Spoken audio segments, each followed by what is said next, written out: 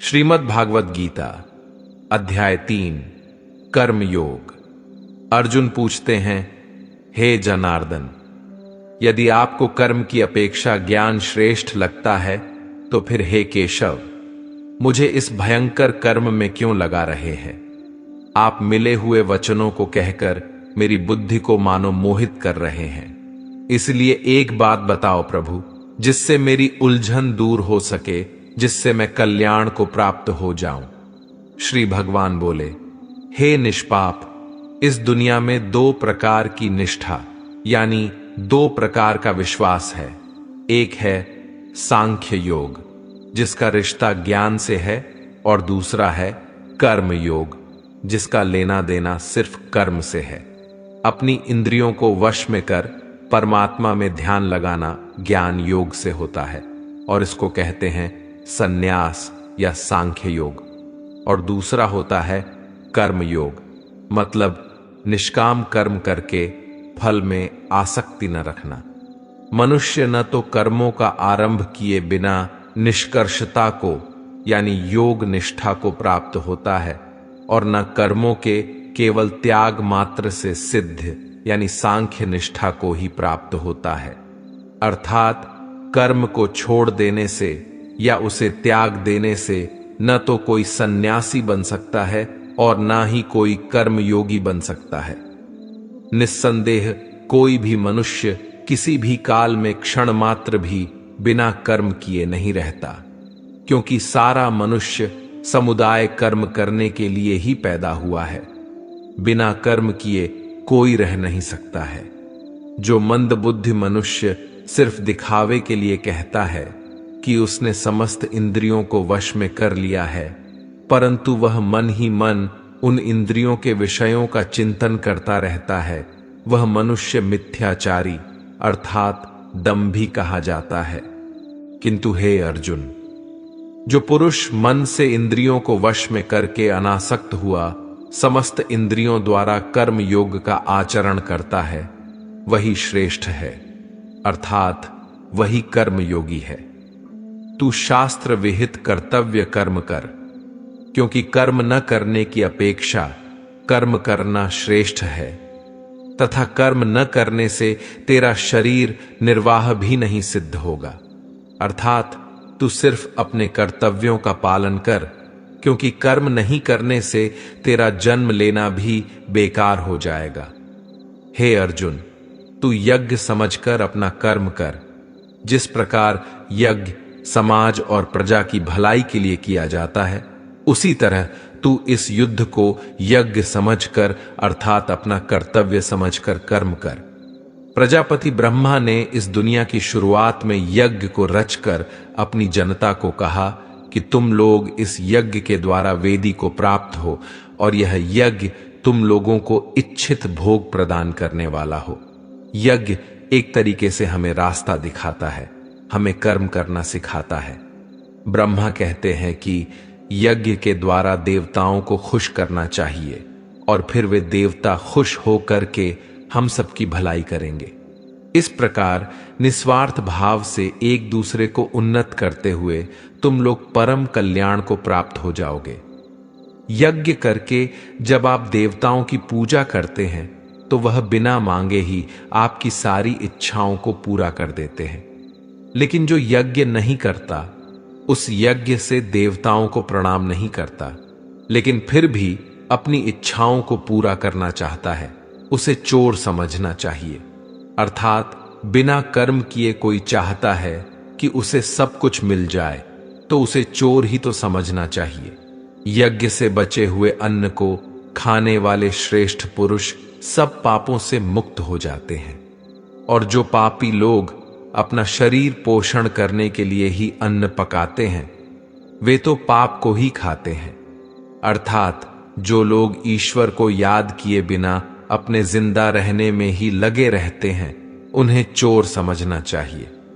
अगर अन्न खत्म हो जाए तो सब खत्म हो जाएंगे। संपूर्ण प्राणी अन्न से उत्पन्न होते हैं। अन्न की उत्पत्ति वृष्टि से होती है, यानी कि बारिश, और बारिश यज्ञ से होती है, और यज्ञ कर्मों से होते हैं, और कर्म की उत्पत्ति वेद से। हमारी संस्कृति का सारा ज्ञान वेद से ही तो आया है और वेद परमपिता परमात्मा से उत्पन्न हुआ है। इससे सिद्ध होता है कि यज्ञ और ईश्वर में सीधा संबंध है। हे पार्थ, जो पुरुष परंपरा से नहीं चलता, सृष्टि चक्र के नियमों का पालन नहीं करता, अर्थात अपने कर्तव्य का पालन नहीं करता, वह इंद्रियों के द्वारा भोगों को भोगने वाला पापी पुरुष व्यर्थ ही जीता है। परंतु जो मनुष्य आत्मा में ही रामण करने वाला और आत्मा में ही तृप्त तथा आत्मा में ही संतुष्ट हो, उसके लिए कोई कर्तव्य नहीं है।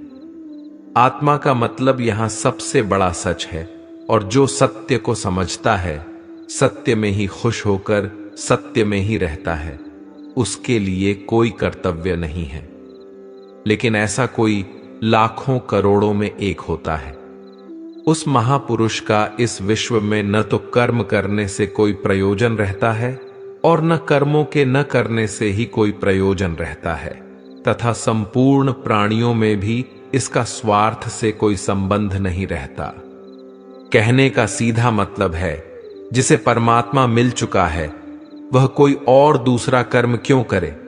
इसलिए तू निरंतर आसक्ति से रहित होकर, अर्थात अपनी इच्छा को त्याग कर, सदा कर्तव्य कर्म को भली भांति करता रह, क्योंकि आसक्ति से रहित होकर कर्म करता हुआ मनुष्य परमात्मा को प्राप्त हो जाता है। बहुत से ऐसे लोग हैं जो कर्म करते हुए ही परम सिद्धि को प्राप्त हुए थे। जनक आदि ज्ञानी जन भी आसक्ति रहित कर्म द्वारा ही परम सिद्धि को प्राप्त हुए थे। इसलिए तुझे कर्म करना ही उचित है। श्रेष्ठ पुरुष जो जो आचरण करता है, अन्य पुरुष भी वैसा वैसा ही आचरण करते हैं। वह जो कुछ प्रमाण देता है, समस्त मनुष्य समुदाय उन्हीं के पद चिन्हों पर अपने रास्ते चुनता है।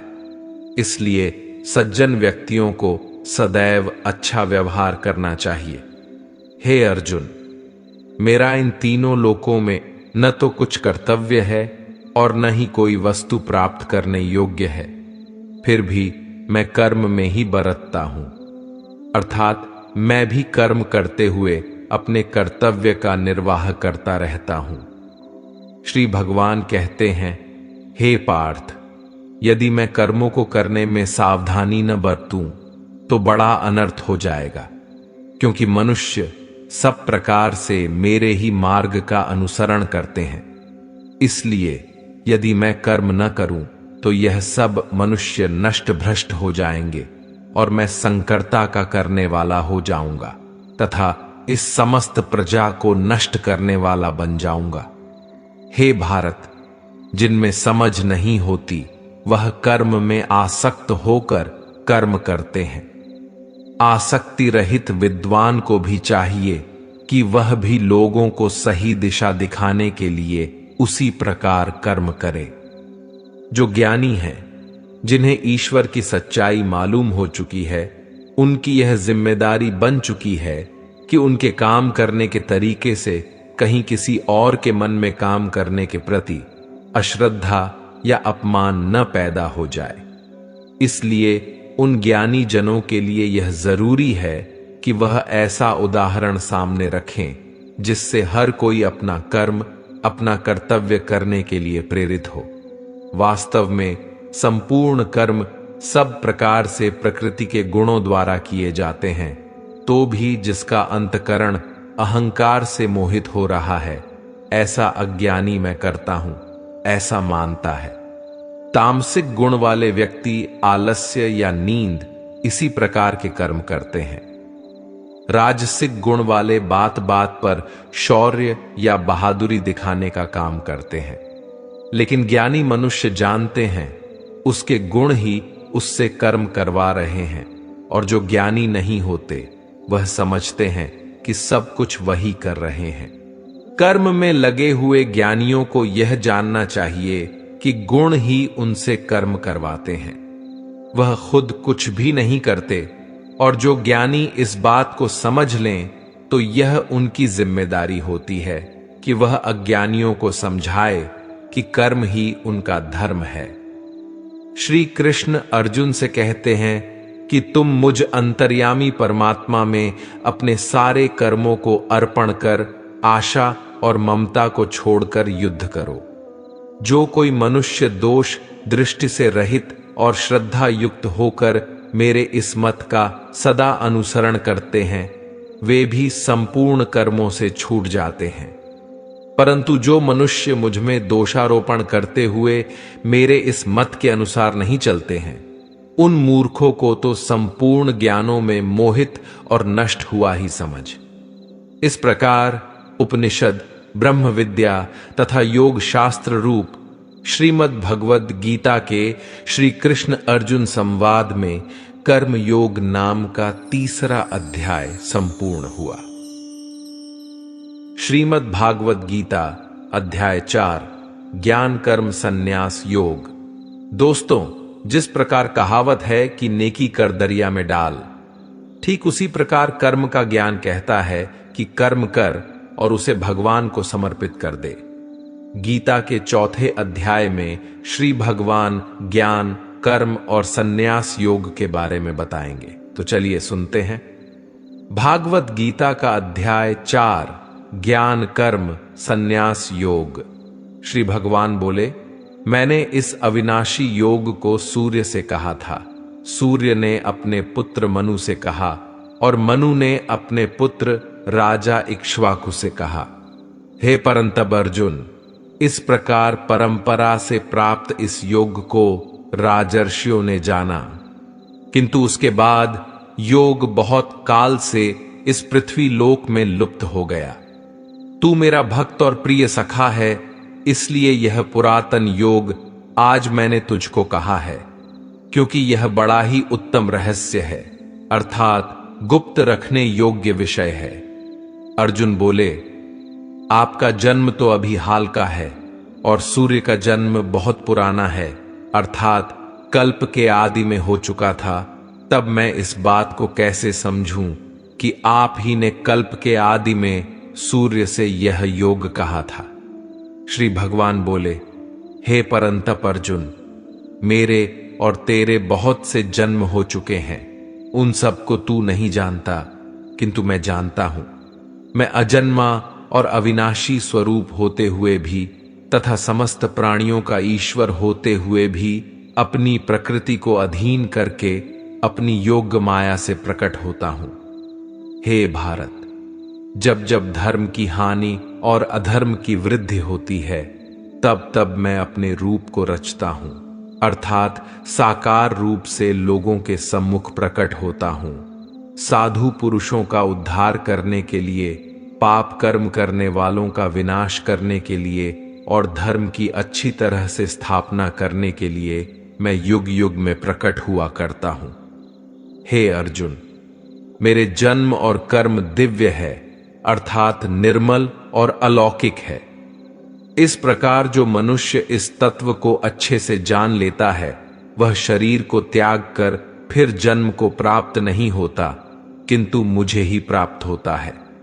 पहले भी जिनके राग, भय और क्रोध सर्वथा नष्ट हो गए थे और जो मुझ में अनन्य प्रेम पूर्वक स्थिर रहते थे, ऐसे मेरे आश्रित रहने वाले बहुत से भक्त से ऊपर युक्त ज्ञान रूपी ताप से पवित्र होकर मेरे स्वरूप को प्राप्त हो चुके हैं।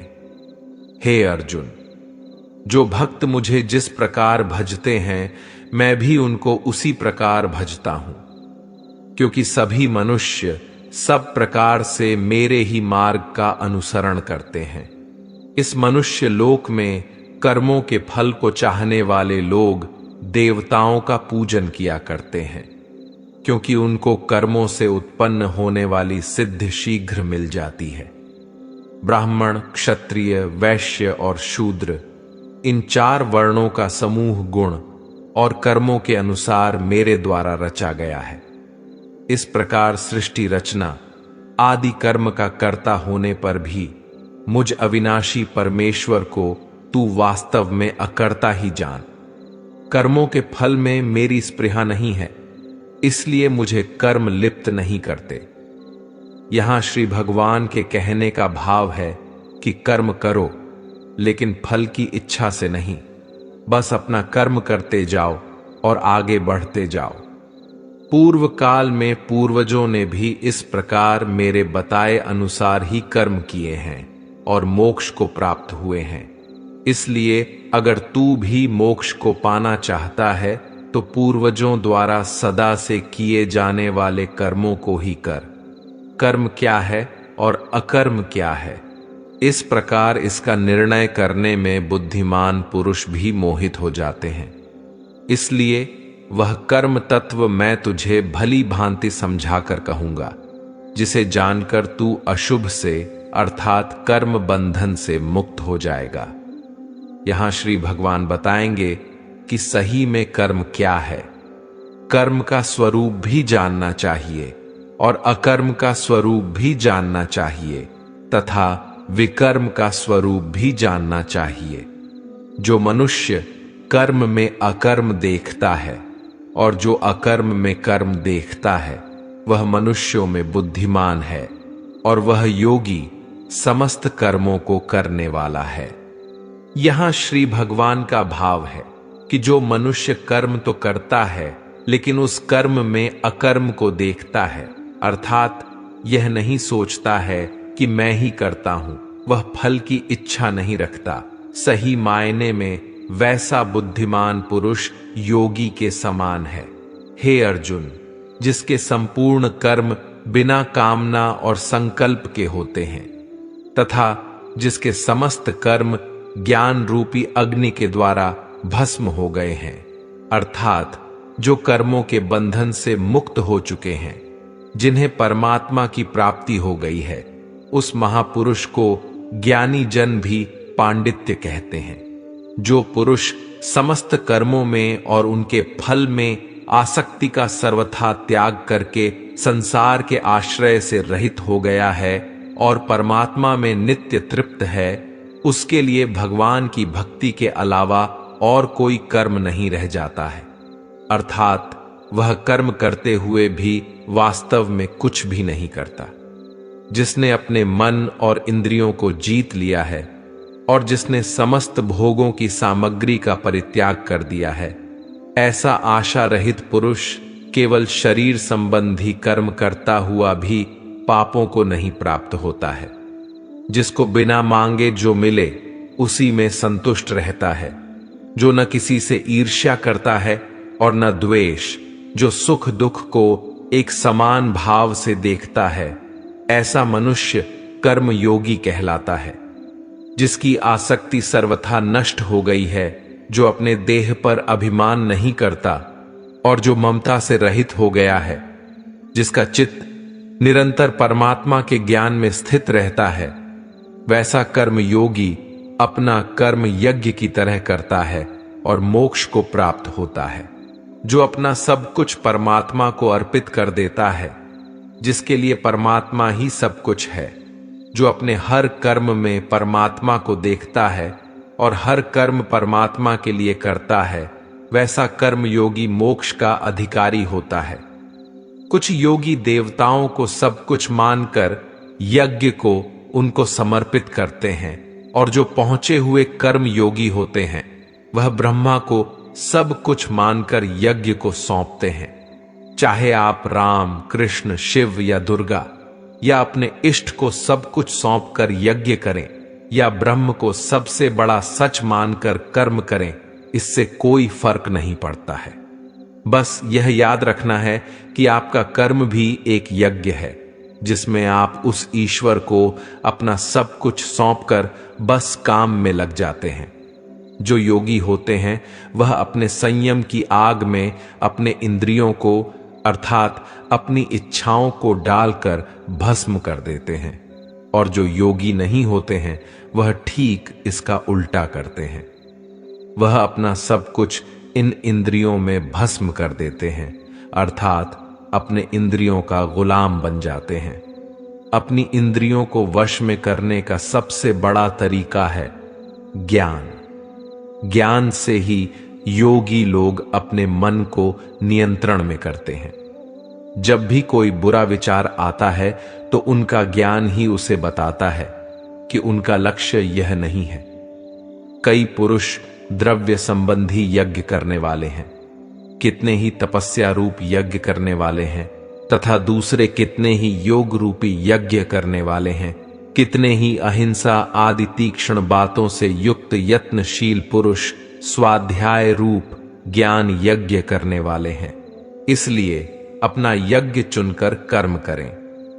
दूसरे कितने ही योगी जन अप्राण वायु में प्राण वायु को हवन करते हैं, वैसे ही अन्य योगी जन प्राणवायु में अपान वायु को हवन करते हैं, तथा अन्य कितने ही नियमित आहार करने वाले प्राणायाम परायण पुरुष प्राण और अपान की गति को रोककर प्राणों को प्राणों में ही हवन किया करते हैं। ये सभी साधक यज्ञों द्वारा पापों का नाश कर देने वाले और यज्ञों को जानने वाले हैं। प्राण का अर्थ है सांस अंदर खींचना और अप्राण का अर्थ है सांस को छोड़ना। कौन कितना पहुंचा हुआ योगी है उसकी अलग अलग अवस्था होती है। यहां श्री भगवान यही समझा रहे हैं। हे कुरुश्रेष्ठ अर्जुन, यज्ञ से बचे हुए अमृत का अनुभव करने वाले योगी जन सनातन परब्रह्म परमात्मा को प्राप्त होते हैं, और यज्ञ न करने वाले पुरुष के लिए तो यह मनुष्य लोक भी सुखदायक नहीं है, फिर परलोक कैसे सुखदायक हो सकता है। यज्ञ करने के बाद जो बचता है उसे श्री कृष्ण अमृत बता रहे हैं, और यह अमृत सीधे भगवान तक ले जाता है। यहां यज्ञ को आप कर्म भी समझ सकते हैं। कर्म करने के बाद जो उसका फल हो उसे भगवान का आशीर्वाद समझ उसमें संतुष्ट होकर अपने अगले कर्म में लग जाना चाहिए। इसी प्रकार और भी बहुत तरह के यज्ञ वेद की वाणी में विस्तार से कहे गए हैं। उन सब को तू मन, इंद्रियां और शरीर की क्रिया द्वारा संपन्न होने वाला जान। इस प्रकार तत्व से जानकर उनके अनुष्ठान द्वारा तू कर्म बंधन से सर्वथा मुक्त हो जाएगा, अर्थात तू परमात्मा को प्राप्त हो जाएगा। हे अर्जुन, आहुति चढ़ाकर किए गए यज्ञ की अपेक्षा ज्ञान यज्ञ अत्यंत श्रेष्ठ है। ज्ञान यज्ञ वह है जिसमें अपनी इंद्रियों को वश में रखते हैं, अपनी सांसों पर नियंत्रण रखते हैं। कर्म तो करते हैं लेकिन फल की इच्छा नहीं रखते हैं। यह सब ज्ञान यज्ञ ही तो है। ज्ञान यज्ञ हमें सीधे ईश्वर से साक्षात्कार कराता है, हमें उनसे जोड़ता है। उस ज्ञान को तू तत्वदर्शी ज्ञानियों के पास जाकर समझ, उनको भली भांति दंडवत प्रणाम करने से, उनकी सेवा करने से और कपट छोड़कर सरलता पूर्वक प्रश्न करने से वे परमात्मा तत्व को भली भांति जानने वाले ज्ञानी महात्मा तुझे उस तत्व ज्ञान का उपदेश देंगे, जिसको जानकर फिर तू इस प्रकार मोह को नहीं प्राप्त होगा। तथा हे अर्जुन, उस ज्ञान को प्राप्त करके उस पर अमल करके तू परमात्मा को प्राप्त हो जाएगा। यदि तू अन्य सब पापियों से भी अधिक पाप करने वाला है तो भी तू ज्ञान रूप नाव द्वारा परमात्मा की भक्ति करके पाप रूपी समुद्र से तर जाएगा। क्योंकि हे अर्जुन, जैसे प्रज्वलित अग्नि ईंधन को भस्म कर देता है, वैसे ही ज्ञान रूप अग्नि संपूर्ण कर्मों को भस्म कर देता है और मनुष्य परमात्मा को प्राप्त हो जाता है। इस संसार में ज्ञान के समान पवित्र करने वाला निसंदेह कुछ भी नहीं है। उस ज्ञान को कितने ही काल से कर्मयोग के द्वारा मनुष्य अपनी मृत्यु के पश्चात अगले जन्म में अपने आप ही आत्मा में पा लेता है, और वह मनुष्य फिर से कर्मयोग में लग जाता है। अर्थात ज्ञान कभी नष्ट नहीं होता है। जिसने अपनी इंद्रियों को जीत लिया है वह मनुष्य ज्ञान को प्राप्त होता है और भगवान की प्राप्ति कर परम शांति को प्राप्त हो जाता है। विवेकहीन और श्रद्धा रहित और संशय युक्त मनुष्य इस ज्ञान को कभी प्राप्त नहीं कर पाता है। ऐसे संशय युक्त मनुष्य के लिए न यह लोक है न परलोक है और न सुख ही है। हे धनंजय, जिसने कर्म योगी की विधि से समस्त कर्मों को परमात्मा में अर्पण कर दिया है और जिसने विवेक द्वारा समस्त संशयों का नाश कर दिया है, ऐसे वश में किए हुए मन वाले पुरुष को कर्म नहीं बांधते और वह सीधे परमात्मा को प्राप्त होते हैं। इसलिए हे भरतवंशी अर्जुन, तू हृदय में स्थित इस अज्ञान जनित अपने संशय का विवेक ज्ञान रूप तलवार द्वारा छेदन करके समत्व रूप कर्म योग में स्थित हो जा और युद्ध के लिए खड़ा हो जा। इस प्रकार उपनिषद, ब्रह्म विद्या तथा योग शास्त्र रूप श्रीमद् भागवत गीता के श्री कृष्ण अर्जुन संवाद में ज्ञान कर्म संन्यास योग नाम का चौथा अध्याय संपूर्ण हुआ।